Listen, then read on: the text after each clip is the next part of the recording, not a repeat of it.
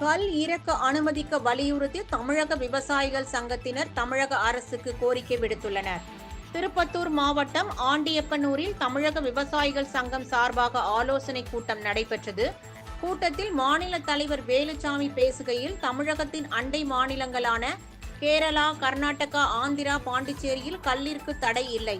தமிழகத்தில் மட்டும் எதற்காக இந்த தடை? உடனடியாக தமிழக அரசு முன்வந்து விவசாயிகளின் நலன் கருதி கல்லுவிற்கு உண்டான தடையை நீக்க வேண்டும். இல்லாவிடில் விவசாயிகள் அவரவர்களுக்கு சொந்தமான தென்னை மற்றும் பனை மரத்தில் இருந்து தடையை மீறி கல் இறக்கி சந்தைப்படுத்துவோம் என்றார். விவசாயிகளுக்கு நீர் மேலாண்மை திட்டத்தின் மூலம் பாலாற்றின் குறுக்கே 5 கிலோமீட்டருக்கு ஒரு தடுப்பணை கட்டி விவசாயிகளின் வாழ்வாதாரத்தை மேம்படுத்த வேண்டும்.